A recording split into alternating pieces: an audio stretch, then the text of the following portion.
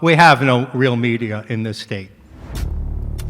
Well, you have us. It's really time for a parent revolution. Never let a good crisis go to waste. That's what the left did with COVID in so many different ways. Wind energy, especially offshore wind, is a big loser and just another government boondoggle. Like, what's going on? People are fed up. They lied to us then. They're lying to us now. They're assaulting our families. What we do is we look at the lies of the left that they keep pushing out, that America doesn't work for black people. That is not true. They want to now monopolize truth and say, truth is only what we say truth is. Damn the data, damn the science. The key with science is it always needs to serve objective thinking. They just call anyone who challenges them a science deniers. They're evil. Shut up or we'll cancel you. What we're going through is a cultural revolution. This is big, and this is how change begins.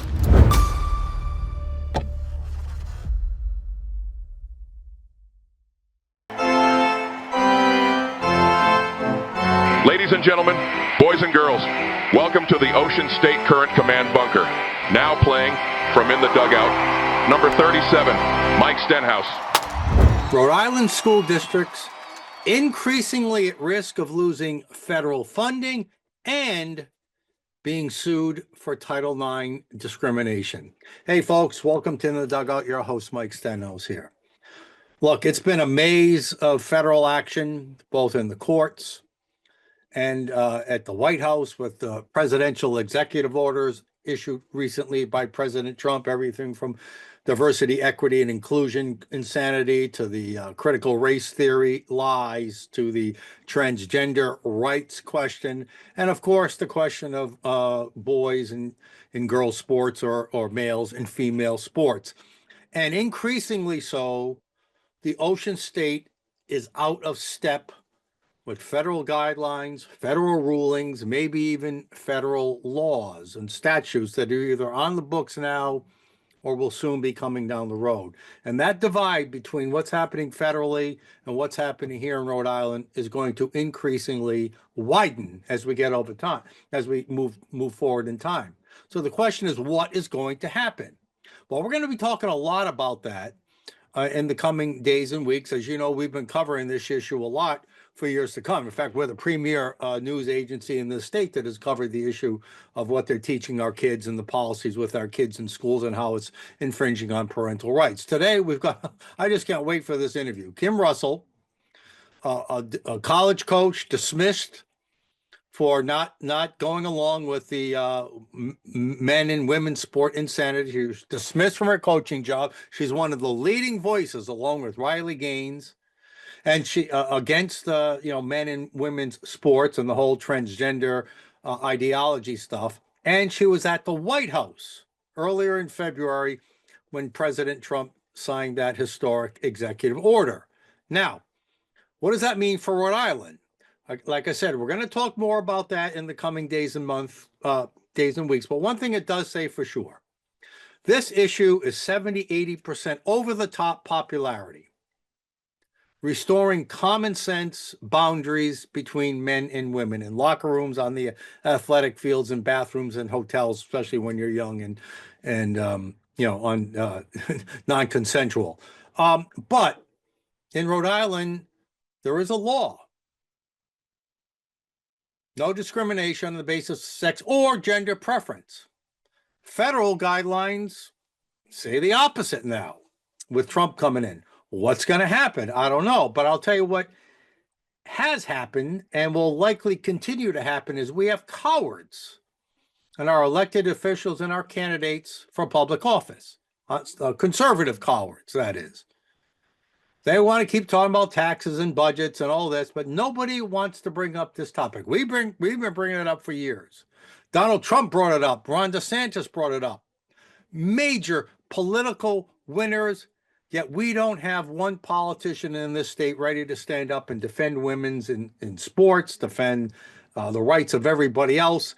There is no such thing as special rights for special groups of people. You cannot infringe on mine and yours and everybody else's constitutional rights because you claim you're part of some victim group and therefore you want to have special rights that infringe on my rights.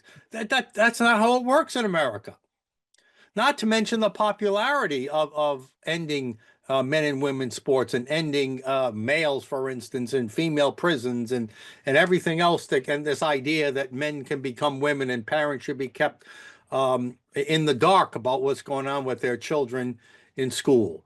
All of this and all of this, we have nobody with courage in this state that will stand up and defend that. So there's every reason to understand now why we have such horrid laws in our state that defend special rights for special groups at the expense of the rights of you and me and everybody else. The 99% majority have to give up their rights for the 1% or less minority. That's not how it works in America, but it's how it works in Rhode Island. More on that in the future.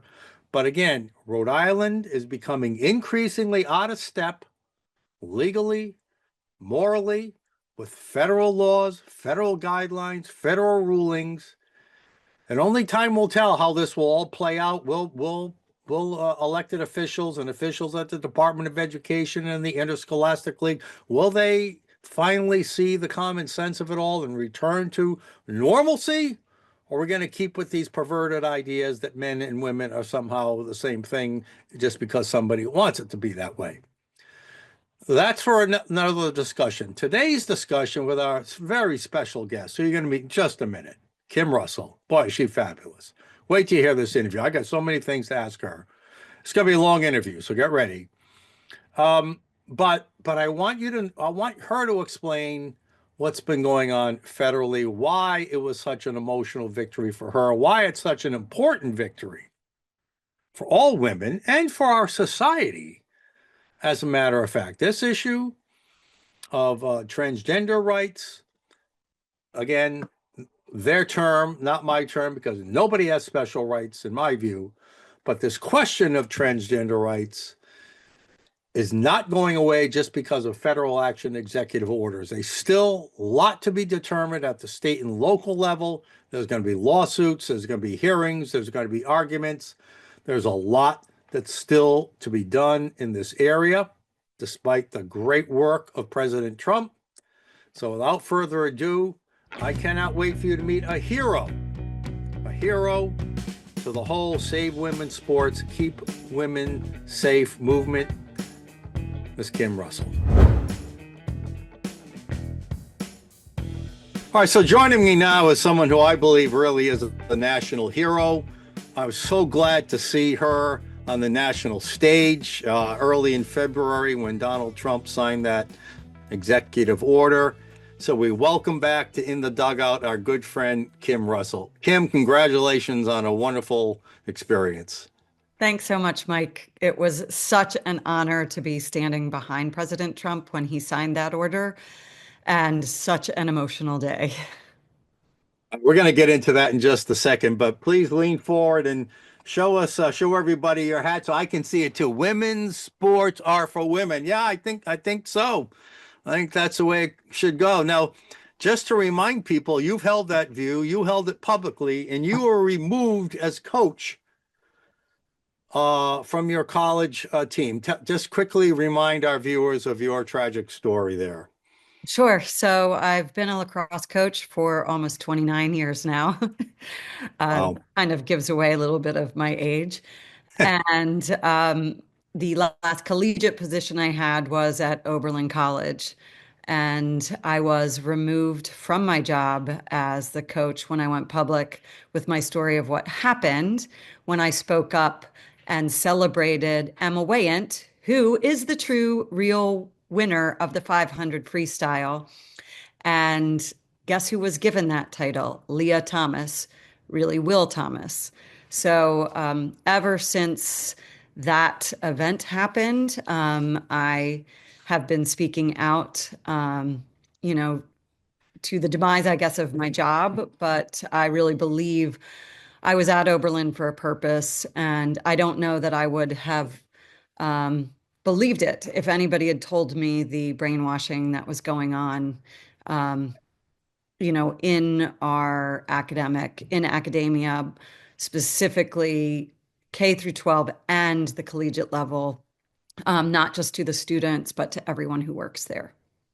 It's really stunning to think how these, I'm going to call them infectious viruses, mind viruses, take hold and literally spread. I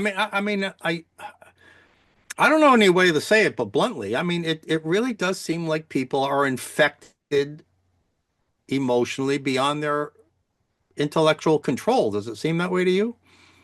I just had this conversation online with someone last night who's also in academia, and how it seems that it is the most intellectually brilliant who are the easiest to brainwash on this. True. And so we have this conversation, but if you're an athlete, and a coach, you look at things strategically. So I started to look at what is the agenda here, and realized how strategically this and systematically it was done, and very slowly, and especially with women who tend to want to do things to be kind, right? And to Right. make people like, how can I help you feel better? Like that's my whole thing is, how do I help you feel better in your body? We want to feel good in these bodies we have, right? Through movement and play and challenging ourselves.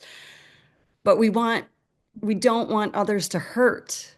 And so they really got women, I believe, through that. So as we looked at your bio, one thing I want to bring up is there was a you mentioned you were at the Independent Women's Forum, and they did a little documentary on you about how you were removed from your coaching position at Oberlin. It's called Burned at the Stake. As we talk, I want our viewers to know I'll play some of the video silently as you're talking, Kim, throughout the show. But at the end of our segment with Kim, to our viewers, you can watch the entire 8 minute Burned at the Stake segment, which documents what happens to you. Now, this happened to you, burned at the stake, back in 2023, was it? 2022. 2022. All right. So Yeah, you've kind of been right. on this crusade coming up on 3 years now.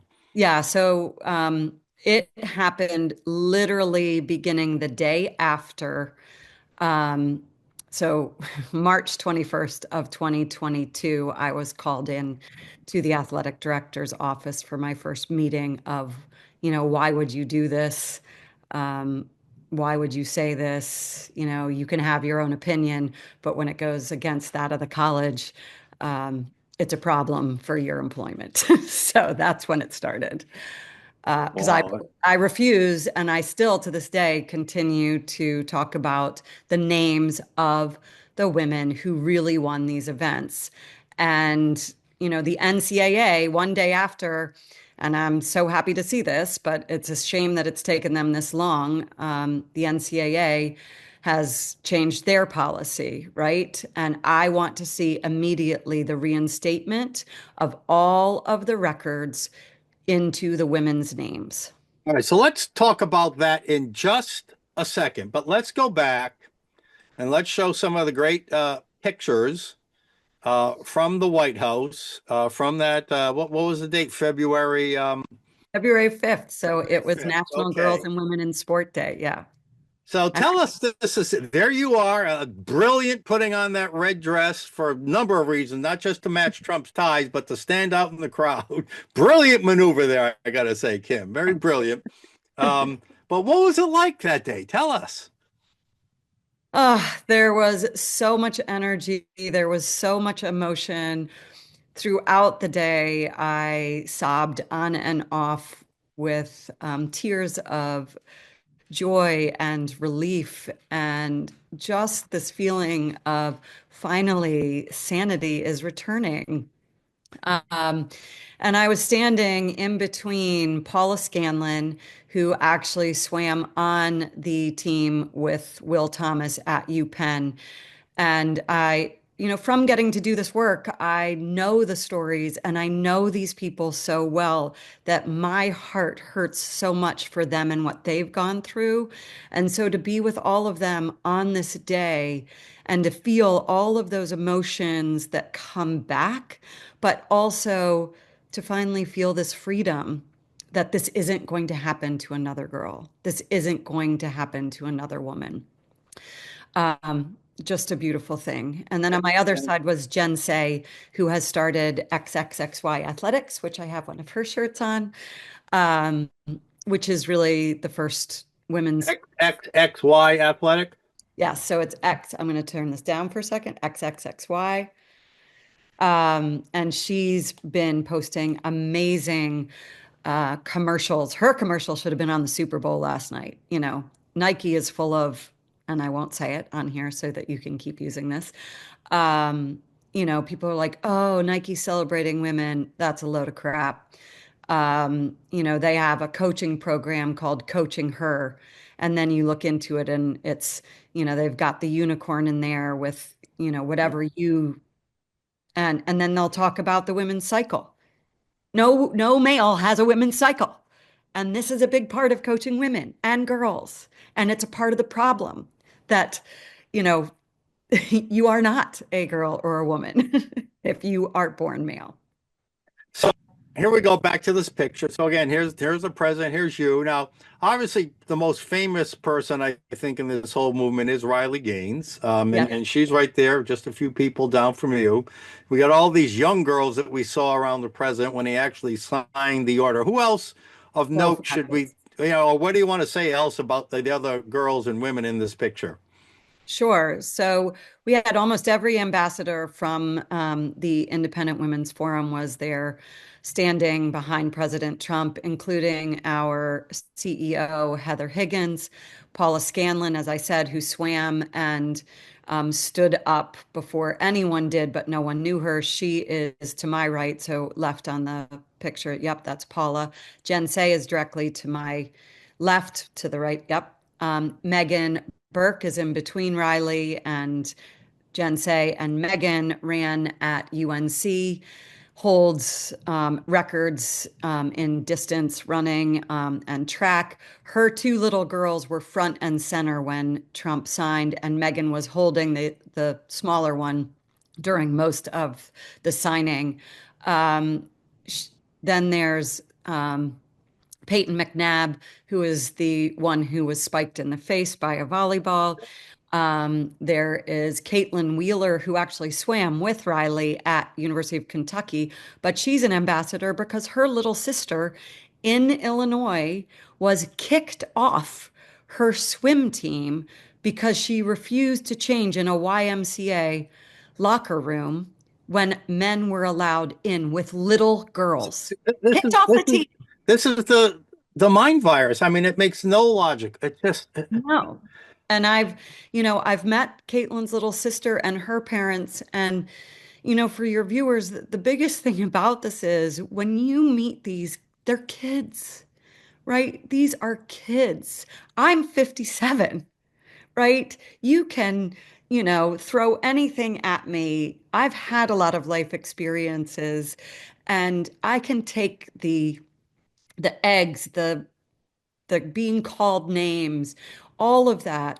And when you are doing this to young girls, it is heartbreaking when all they are doing is literally being a girl, being a woman, and standing up for other girls and women and saying what is so obvious to the rest of us, which is still such insanity to me that people think it's unkind to be saying that males should not be allowed in girls and women's locker rooms, that we should allow, you know, a naked man to undress in front of our daughters. And I'm going to say this loud and clear on here. When we are telling girls and women to be quiet, when there is a naked man in their locker room or bathroom, you aren't just harming them emotionally, you are setting them up and grooming them to be sexually assaulted and sexually right. The physical risk of harm is not just on the athletic field of competition. It's in these locker rooms, bathrooms, bedrooms, on field trips. I mean, we know what's happening in the prisons, for crying out Yeah. loud. I mean, it's unthinkable we would subject young women, girls, to this, Yes. Kim.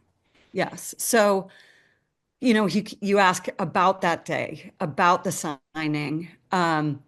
And it's so interesting because I'm going to come at this from a non-political standpoint, right? Okay. People who know me are like, how could you do this? How can you? I said, first of all, President Trump is doing exactly what he said he would do in his campaign. Right.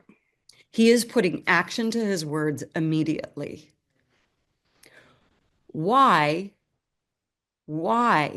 all of these Democrats who say they stand with women, where are you? And every single one of them who's attacking me for, standing behind President Trump, I can tell you when I testified in front of Congress on December 5th, 2023, I was blown away by what the Democratic representatives, how they acted, and how not one in Congress stood with women. And the way they treated us as three women who were standing up for women. So it was a lawyer from the Heritage Foundation, Riley Gaines, and me. In the opening statement by Senator Lee, she called us hate-filled bigots. I think my mouth dropped open. No, goodness. I have had girls who think that they want to be boys in my office in tears, telling me why they want to get testosterone, that they just want to feel better. And my response always is, how about we focus on how can we feel better today? Right? Like nobody I know feels great in their bodies every day. And what we are teaching kids these days is to not feel good in their bodies. We are given this body, right? And how do we do this better? How do we move more? How do we play more? How do we accept what we are given and love it, right? And go on. So I'm going to go back to the politics part. Go ahead. President Trump signed that order. Little girls in their jerseys are surrounding him as he signs it. There is one little girl who stood in front of me this whole time who you can tell is a little older than the others. Right there, yep. She is a tennis player in high school from Florida. And she got to shake his hand as he finished signing the order. And I talked to her as we were waiting for the president. And when you look at all those faces and know these are the girls who are not going to have to go through what the ones who I've been traveling with and who are standing up now and are ambassadors for the Independent Women's Forum, none of these little girls will have to go through that. Well, we don't know that yet.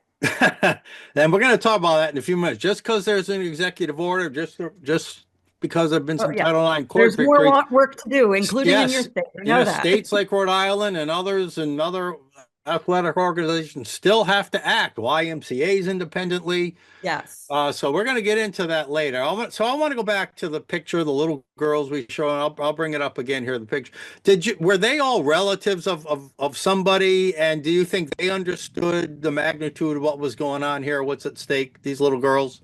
A lot of these girls were daughters of people with Moms for Liberty, and that group was and is an essential part of this fight as well.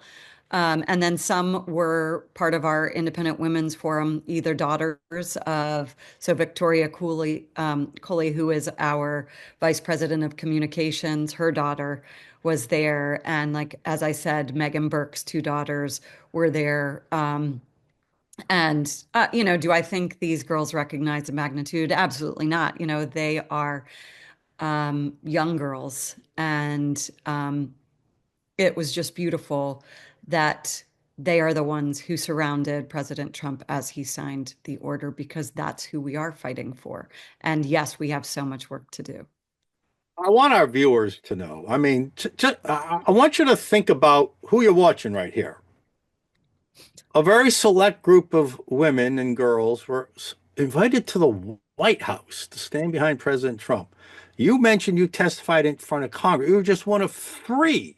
Now, why Riley Gaines might be the most well-known, popular figure, and she's a hero as well to me, You're one of those three. You're one of those few, and you're right here talking to us on In the Dugout here to our Rhode Island viewers. I mean, Kim, your passion, your story, your advocacy has put you front and center. What was it like for you after getting dumped from your job at a college, fighting the fight, and now standing there to witness this, testify? What's it feel like to you to get this little victory? I'll cry again because I had so many tears of just gratitude and relief that, the executive order was signed. It was signed right in front of me.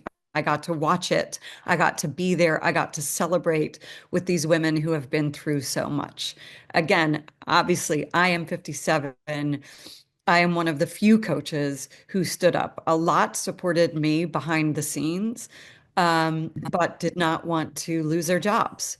And unfortunately, they they see what happened. And I did lose my job. I did lose my income. That part has been rough. I don't, I would do it all again, over and over again. And the emotion from everyone was so beautiful, right? From the cheers to the tears, all of it, because it all comes flooding back when you are there and you are seeing all these little girls and you are standing with and know so intimately the stories of the women who have been harmed. And not all of them, not all of them are there who have been harmed. And not all of the coaches who, have been harmed, but are afraid to stand up and even talk about it. And I will continue to urge coaches and administrators, it's never too late to stand up, right? All right. So let's bring it back to Rhode Island on that note. So Rhode Island Interscholastic League does allow, we're not aware actually of any cases. I expect they are out there, but they've probably been hidden.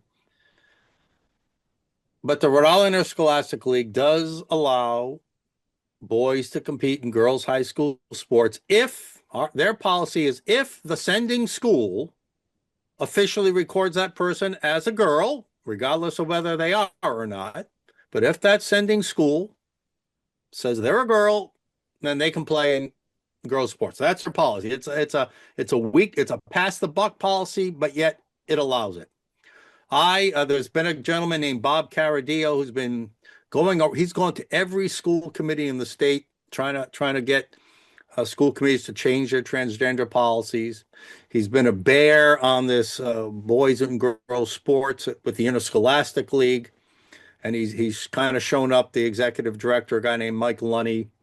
I echoed that call last week personally, calling as a former member of the Rhode Island Interscholastic League Hall of Fame and an all-stater in 2 sports. I called on them, but we need to do more. So here's my question.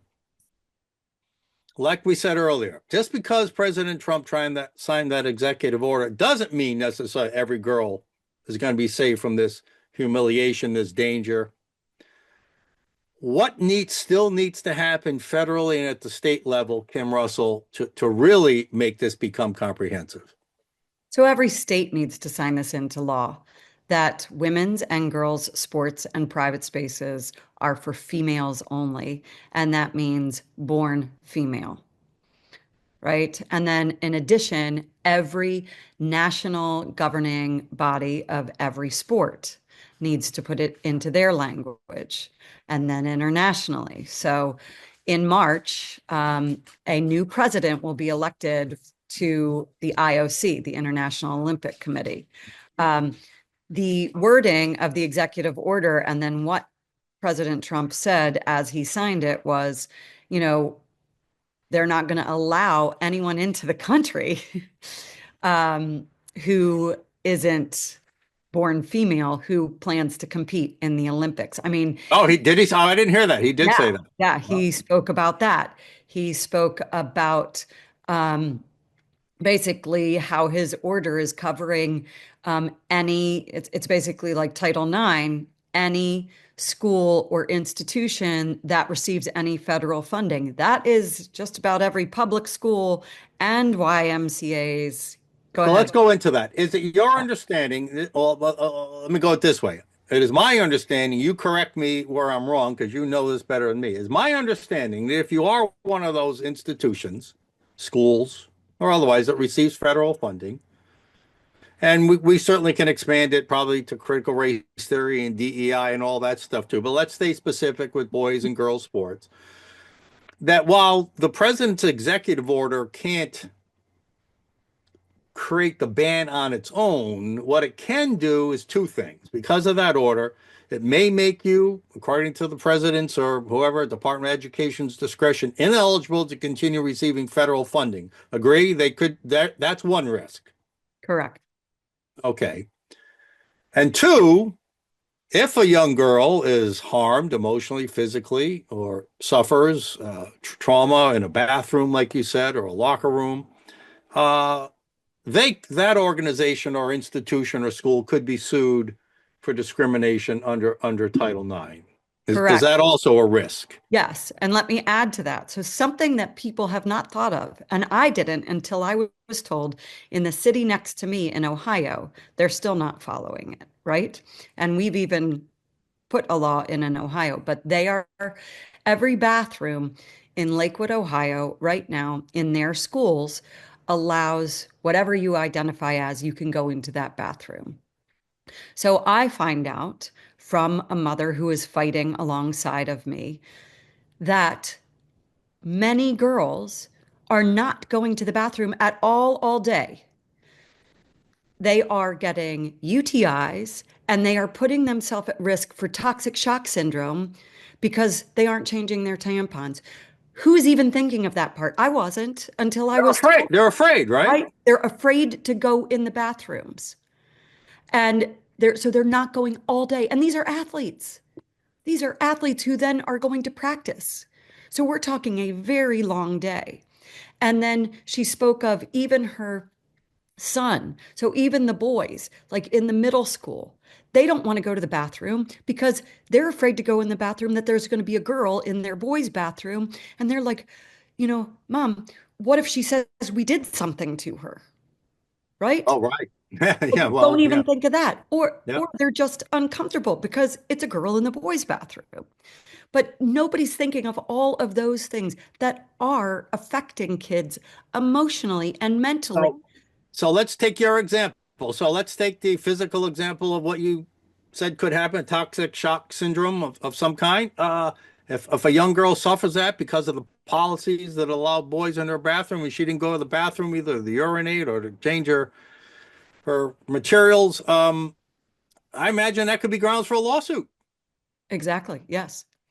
And to me, the schools should be sued because Yes.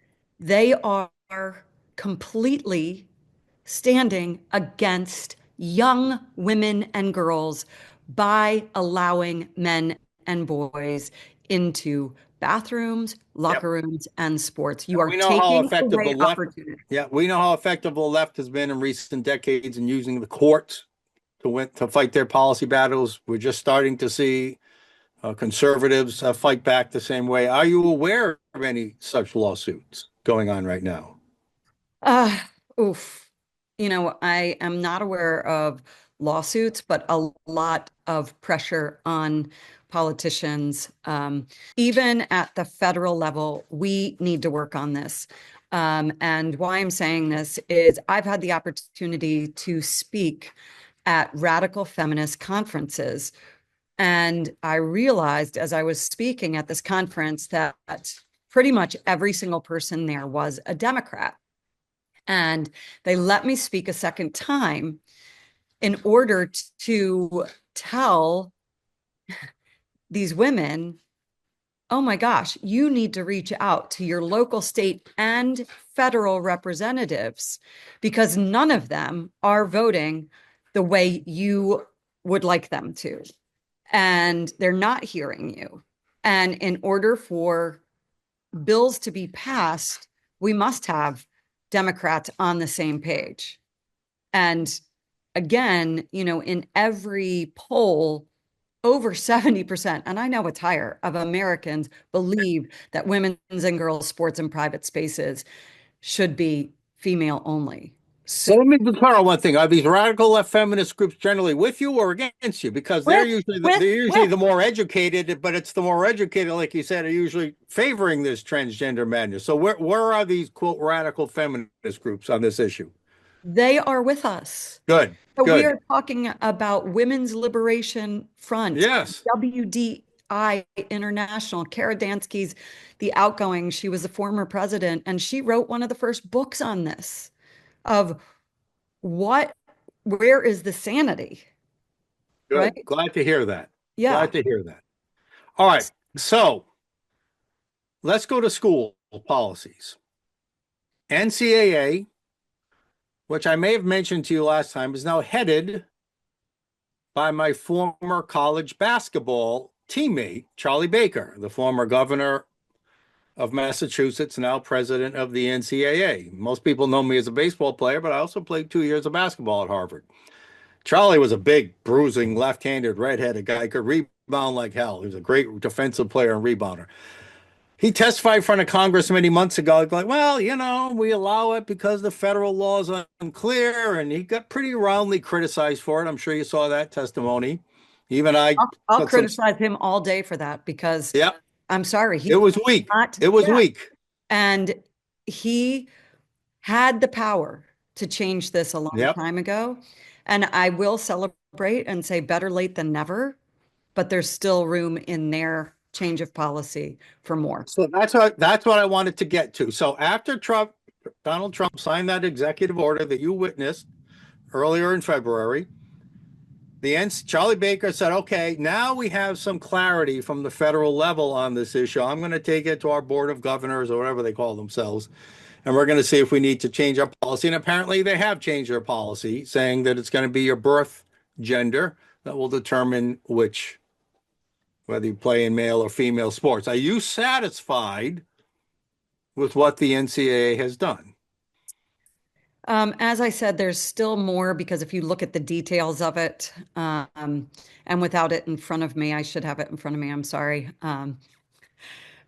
It isn't enough. There's still more to be done. Some wiggle room in there. There is also, I've seen things written about they will be reinstating the records held by women.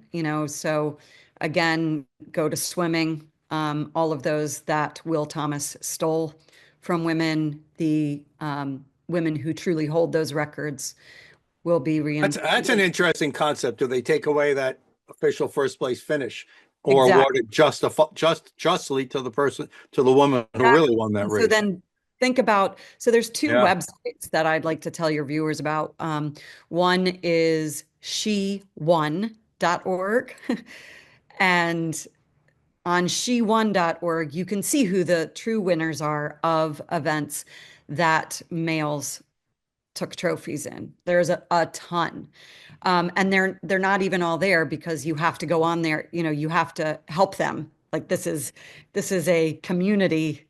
And Lauren Miller, who you can see on the screen right now, she was standing up there with me behind President Trump. She is now an ambassador for the Independent Women's Forum too. And she lost in a head-to-head competition with Haley Davidson, who, if you've ever seen a picture of Haley Davidson, he's a 6'4" burly man competing as a woman. And thankfully the LPGA has finally changed their policies as well and did it before the president's executive order and before the NCAA.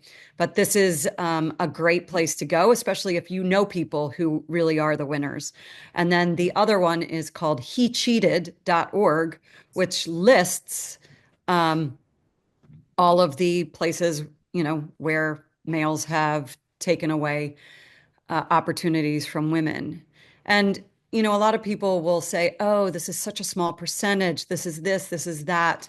When you look at the number of women who it really impacts when one male competes, It is insane. So right now we still have the one that's forefront in the news is Camden Schreiner, who goes by Sadie, who runs for RIT, so Rochester Institute of Technology. He began running as a girl last year and decimated the women's records in all 5 events he ran. So RIT has him listed as the women's record holder in the indoor 200, the indoor 300, the indoor 400, the outdoor 200, and the outdoor 400.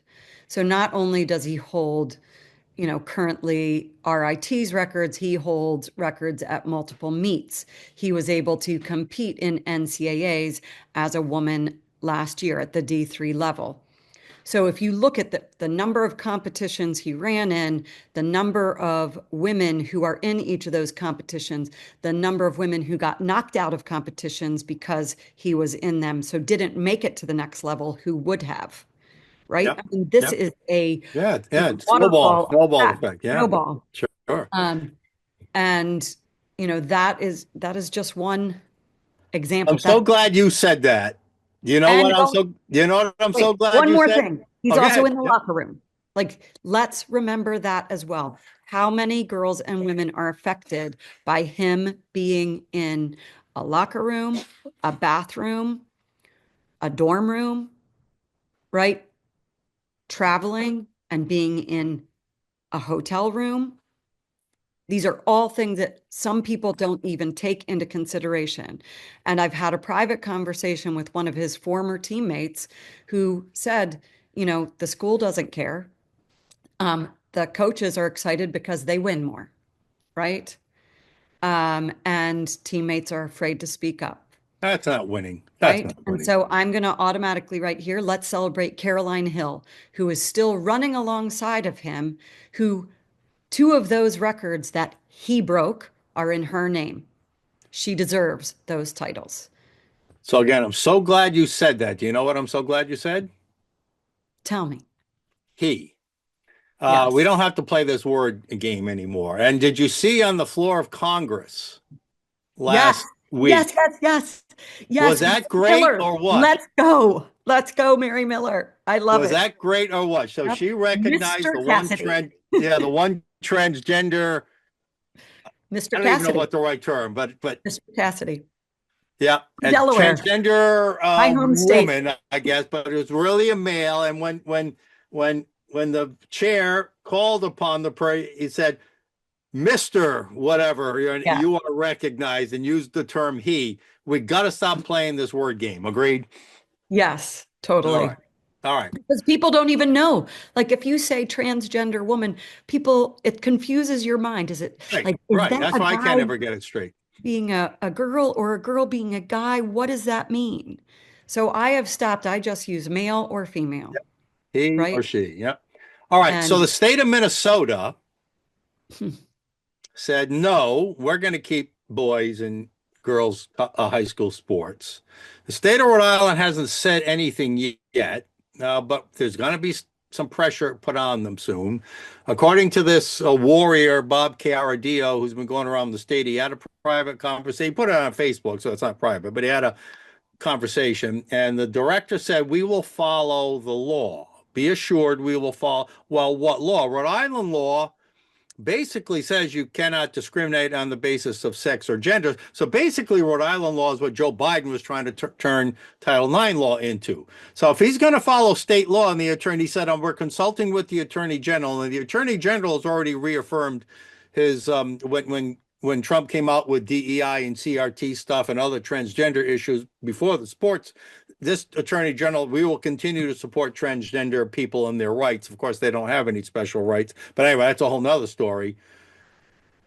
they have Well, it rights. doesn't seem They to are me either like male or female. They have the same rights as you and I do, right? that's right. You have the same God-given and constitutional rights no matter who you are. This is really important. But you don't get special rights. Yes, like you have rights as a male, I have rights as a female. That's right. Anytime someone says, like I was interviewed for a newscast, and instead of putting, standing up to keep girls and women's sports female. One of the news channels, of course, stands for Trump's ban on transgenders in sport. There is no ban on transgender in sports, right? That's right. You are born female, you get to play where you should with the men, I mean, with the women and girls, sorry. And if you are born male, you compete and play on teams with men and boys. And if it's a co-ed sport, everybody plays. There is a spot for everyone. No one is being excluded, period. That's right. That's right. So, I'm passionate in our about it. state, we have a gutless governor. We have a gutless General Assembly. We have a woke, infected mind virus of an attorney general. We have an absolute fanatic woke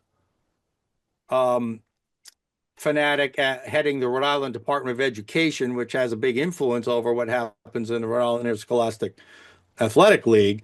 And we have just a compliant, weak person named Mike Lunny, who heads the Rhode Island Interscholastic League. So when he says publicly, well, we're going to follow the law, that to me says we're going to follow Rhode Island law. We're going to keep things the way we are. What do you have to say to these weak, woke administrators and lawmakers about why Rhode Island should end this policy of allowing boys to play in girls' high school sports? Did you name any women in those? Yes, the head of the Rhode Island Department of Education is Angelica Infante Green, is a woke, critical race theory, DEI promoting activist. So what I would say to all of them is watch the video of Peyton McNabb being spiked in the face. Have a conversation with Paula Scanlon, who had to change in a locker room with Will Thomas 18 times a week her entire senior season, and what that did to her. That's Peyton. She was 17 years old when she was spiked in the face, partially paralyzed on her right side from that hit. And that never had to happen. And you are basically, as a state, allowing the occurrence of that if you don't change your laws. You are allowing girls and women, you are actually grooming them to be sexually assaulted and trafficked. And if you have daughters, wives, if you know young girls, even adult women, do you think a male should be in their bathrooms? Do you think a male should be in domestic shelters or prisons? Add that to it. Because the worst will come in. It only takes it has to be nothing short of a severe disease, a mind virus, to have people think the non-common sense answer to all that. So so what I'm saying is, Kim, in Rhode Island, I doubt this interscholastic league is going to change its policy based on public pressure. I doubt that any legislation, I don't know if there's any political force that can change it. But let's talk about legislation. Here you reference a bill. I'm not sure what state this is. Oh, Maryland's House yes. bill. What exactly does that bill say, and what might you propose if there's a brave lawmaker? And we do know there's a senator. I won't speak for her, but I'll mention her name. Her name is Senator Elaine Morgan. She has spoken out on protecting women's sports. Oh yeah, she's been on with me this show before with a former executive director of the American Association of Pediatricians or something like that, the conservative one. She was on with her years ago talking about how this is a danger to women. But what would you propose roughly would be the language that perhaps a Rhode Island legislator might consider submitting? Hello, copy the executive order that the president just signed. This is simple. This is simple.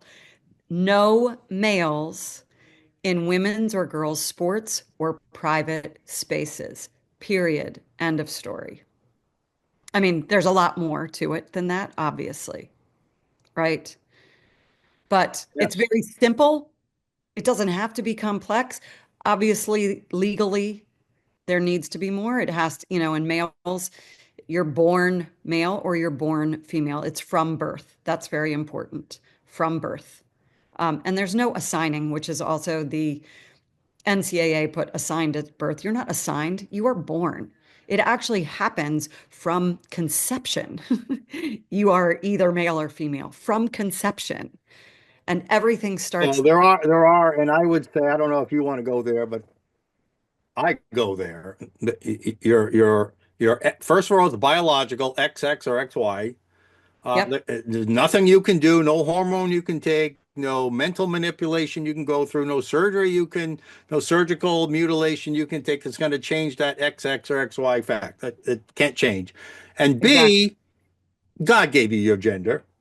And who the hell are we to think that we say, God, sorry, God, you made a mistake in all these hundreds and thousands and however many instances are out there. So I don't believe there's any biblical or scientific credibility to any of this stuff. All right. They're now 100%. they're now okay. This all kind of comes from this diversity, equity, inclusion, larger thing. Did you see, and Trump has been president, and a lot of executive federal rulings have come down, court rulings against that as well. But apparently the left has a new term. They're calling it patriotic plurality instead of DEI. I don't think there's a goddamn thing patriotic about any of it. Do you? No. And I haven't heard that. It just, you know, um, people will come up with different words. I found being in, higher education and in a very academically, intellectually driven institution that um, those who feel like they are superior to you intellectually will try to make you think that you are, you know, inferior for not believing certain things. And it's the shaming in that way that is what I believe is causing so many people also to be silent. And again, I don't know if I would have believed it if I hadn't sat through it myself and been a, and it's at the point that you can't a conversation can't even be had because it's like they're covering their ears, and the brainwashing has been so deep. That's the only way I can explain it. It is I mean, brainwashing. it got to the point. So, you're showing clips from my video. They did a second video called No More Period Talk. So at the end of the 2022 season, so in 2018 and 2022, I brought in a specialist to talk to my team about how to perform better and to feel better through the 4 different stages of your menstrual cycle. At the end of the 2022 season, I was told by the athletic director I was not allowed to even talk about the menstrual cycle anymore because some girls didn't like it. Well, there's big news for Some me. girls or some I'm a boys woman. pretending to be girls that like it. I can tell you that I don't know one woman who likes that cycle. So big surprise there. That's why we need to talk about it. And, for years, nobody studied women on anything. And now that there are these studies, there are so many ways that you can perform better and learn to work with that cycle better, that is so much different than a man's cycle or a male's cycle. And that's just yet another reason why males don't belong on women's sports teams. That is a completely different thing. No man will ever experience it. No male who thinks he's a female will ever experience that, no matter how many hormones he has put on. So I'm sure as part of your advocacy, you were also advocating, I'm assuming, I think we talked about it last time we had you on, of rejecting President Biden's proposed changes to Title IX, which Yeah. So, I was on so, bus so tour once a congratulations year. on that. Yeah, congratulations on that as well, because the federal court has roundly nationally rejected that after some lower courts kind of partially did it. I Yes. cannot imagine that this Supreme Court would overturn that. But I do want to ask you this. Do you think that Title IX issue, which would have allowed discrimination on the basis of gender preference, in essence, um, do you think that Title IX ruling, do you think that's over with in the courts now, or do you think it's still got a chance to play out badly? You know, um, again, as a coach and knowing strategies, um, I don't believe anything is ever over, meaning I believe we need to keep fighting and keep this at the forefront because of forces that we may not even know are there and what they're doing. That rewording of Title IX, and again, how strategically even the, whatever he's called of education, Miguel, tried to say, oh, sports aren't even, in this first part was, a total crock because sports are included as any activity. The original Title IX had 37 words. Activities in education include sports. So it was included, right? And the fact that they were trying to, you know, downplay that and say, oh, it's not even included in this uh, load of crap. So, do I think that anything's ever finished? No, it's really, you know, it's about getting people. This also has to do with freedom of speech. Everybody's afraid to speak right now because of what's happened over the last, I don't know how many years. The fear of speaking publicly is crazy. And someone like Martina Navratilova, who I got to meet and speak next to in DC when we were on this Title IX bus tour last June, she is ranting at the Democrats right now. How could you let the Republicans bring this into fruition? Right? How could you not be standing with women as Democrats? And, we need more women like Martina who are not afraid to speak up, from the Democratic and liberal side. And, until the last few years, I mean, mine really started with the lockdowns. I was the most apolitical person you've ever met, and I really leaned more left.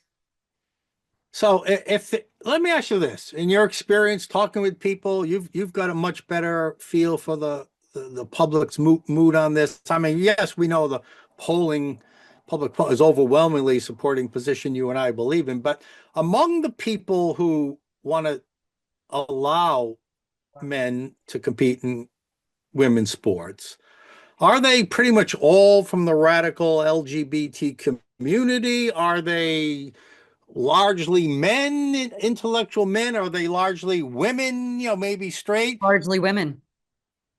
It's the women The women against, and they against don't. women against women. Yes, it is more females. And that is what is even more disheartening, but not surprising to me, because again, it goes back to this being kind, or they know someone who has a child who, believes that they were born in the wrong body. And so that empathy, the empathy of a woman is what has pulled them, right? Well, it's what they're purposely playing upon, right? Preying upon. Absolutely. And that's, again, when you look at, if you are, again, a coach or an athlete and you think strategically, you look at this and go, oh my gosh, they pulled on the heartstrings of women. And, at the beginning of that, when I started at Oberlin, one of my first meetings with an athlete was, okay, you're not going to be able to call the team ladies or girls. You're going to need to say everyone, because not everybody on the team will be comfortable with being called a girl or a woman or a lady, because some of them, prefer different pronouns. And I did not understand this at that time. And I'm like, all right, whatever. I went from calling everybody guys, which I still call everybody guys. I'm, old school, hey guys, let's go, to the women's movement and the feminist movement and coaching girls and women. And, I call everybody girls. And then it was like, okay, you're coaching collegiate level. Now you need to call everybody ladies. Well, that was even hard for me because I'm old and they're the age of my daughters. So I'm calling them girls because they're girls. I call people my age girls. I call people my age guys. And my brain couldn't even wrap myself around this, everybody. And so then I came up with, at Oberlin, our soft mascot was a white squirrel. And I'm like, I've got it. I can call everyone squirrel friends. Sounds like girlfriends. And I used it actually. I did yoga with the football team often. What I do mostly now is help people with emotions and nervous system regulation to be a better athlete or executive or musician or just human. How do we regulate our nervous systems better to perform better, right? And feel better again in our bodies. And so when I was at Oberlin, I worked with a lot of the teams doing yoga and breath work. I taught techniques of relaxation. I worked with musicians, and I was working with the football team. And I'm really open. This is just me. I say, that's why I get in trouble. How I feel about things. And I said, guys, I'm now, found out what I can call everybody squirrel friends. And they're like, no, don't ever use that with us. We'll deny that, we ever cheered for you that way. It's a good one. Squirrel friends. I like it. Squirrel friends. All right, folks. She is the subject of a documentary, if you would, created by the Independent Women's Forum that we're going to show you in just a few minutes. It's only 8 minutes long, but it tells your story, Kim, of how you were let go as coach from Oberlin College. But you are also a national advocate for protecting women's sports. And here you are at the White House signing with President Trump. And we are so thrilled that you're back with us for a third time on In the Dark, this time the most consequential. And I know, so I'm going to give you, before we sign off and remind our viewers to watch the video at the end, what did we miss in our interview that you would like to say? The final word goes to you, Kim Russell. We must keep fighting, because even though President Trump has signed this executive order, there are states that are not complying. There are national and international sports federations. Obviously, the international ones don't have to comply, but we also have to fight at that level as well and make sure the wording of these documents is correct, that it is born female to be able to play women's and girls' sports or be in women's and girls' private spaces. Fight, fight, fight. We are here to fight. I think I've heard that somewhere before, and I think it worked. Fight, fight, fight. All right, Kim Russell, thank you again for all your generous time. Congratulations again on your major victories. You're right, there's still more victories to be had, but you were so generous with your time. You're such a gracious person and such a tremendous advocate for women's sports. Thank you for being here on In the Dugout. Thank you so much.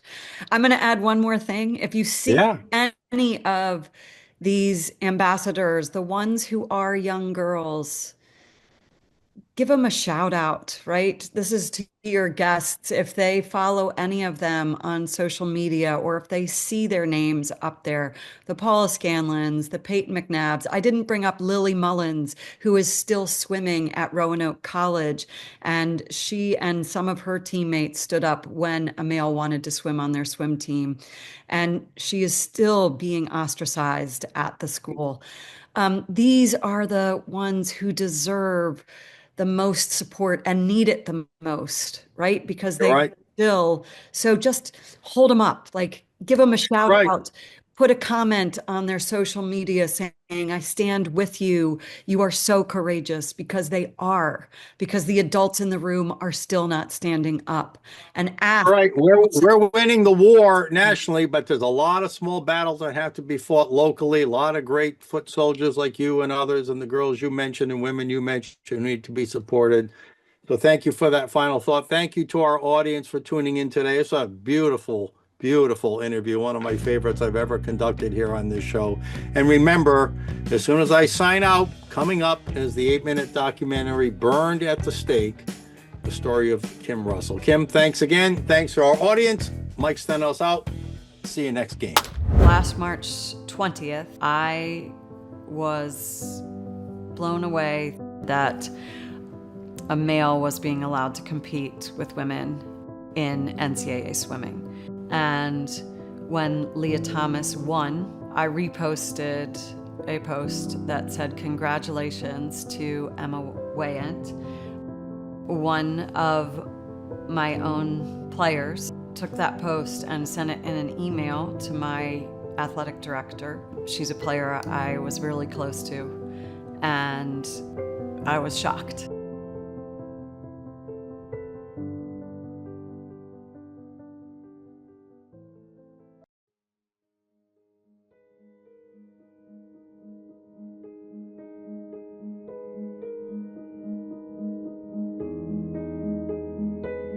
Unfortunately, you fall into a category of people that are kind of filled with hate in the world.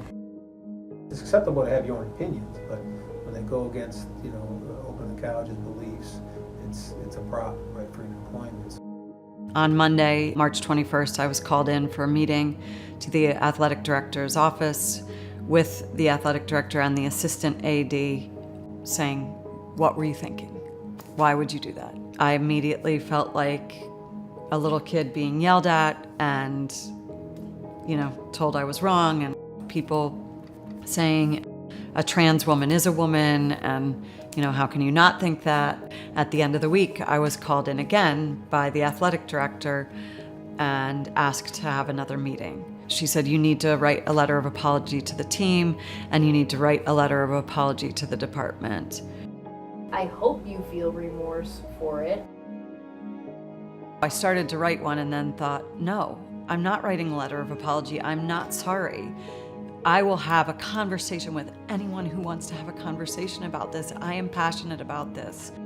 I really believe that women should be competing against other biological females.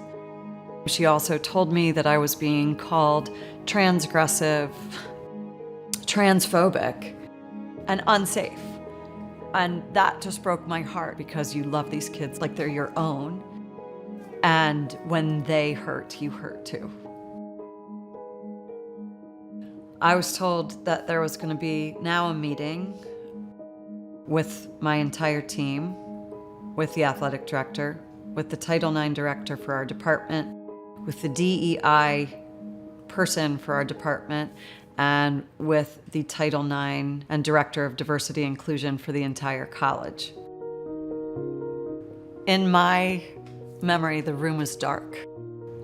It was very dark energy. And I had prepared myself emotionally because I knew what was coming. Chairs were set up in a huge circle. I felt like I was burned at the stake. I felt like I was stoned and hanged all at the same time.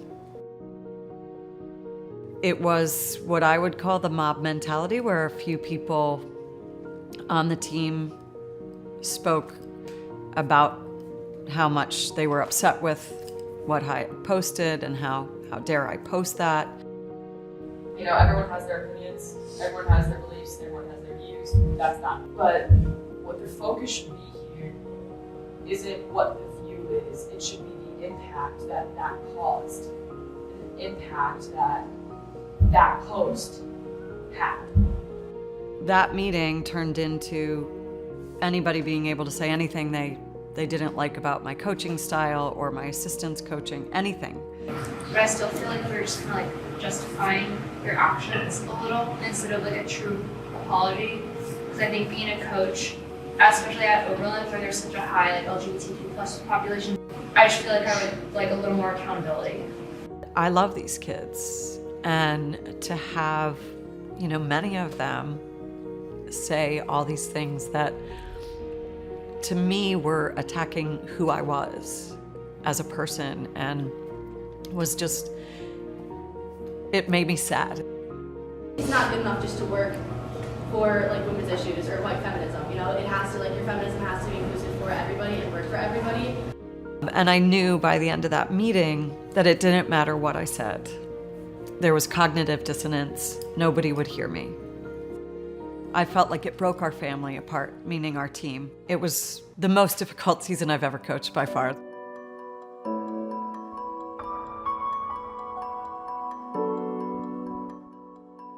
We finished the season. I got called in for another meeting with the AD, and I was handed a letter. I was not emailed the letter. I was only given a hard copy. The letter was copied also to the assistant AD, to the director of human resources, and to legal counsel for Oberlin. The letter would be put in my personnel file and that I needed to change my behavior immediately. I sent them my response. If I am breaking university policy, please tell me what that is. Please do that in writing. And if you're going to fire me for breaking university policy, please do it now. Every day I went into the office, I felt like I was walking on eggshells. I didn't know what was going to happen. So when I started, I thought it would be the perfect place for me. Every time I've spoken up, I've been silenced, which to me is the opposite what I thought Oberlin would be. I believe that there are so many people who are afraid of losing their jobs that they are just going to do what they have to do to keep working. But instead of difficult conversations, the students will go to a higher up and not talk to a coach, a professor, whoever, and that coach is canceled, fired, that professor is fired because the kids' parents are paying the money, and that's what matters. When it becomes a toxic environment, and when I'm 56 years old and I feel like I'm walking on eggshells and afraid to be me where I work, that's not good. It is scientific that biologically males and females are different, period. I don't believe biological males should be in women's locker rooms. Where's the Me Too movement now? What happened to that? Do I believe I'm at risk of being fired, of having a storm hit me? Yes. Am I ready for the storm? Yes. I have had the opportunity, because of the women who came before me, to play at the highest level. There have already been athletes who've had awards taken away from them, opportunities taken away from them, opportunities to compete at a certain level because someone else got it who's a biological male. It is my job to be a voice for everyone who is too afraid, who needs to keep their job, who thinks they have to stay in line and toe whatever line that is, who is stuck in the mob and too afraid to rock the boat. Because if I don't speak out, who is going to speak?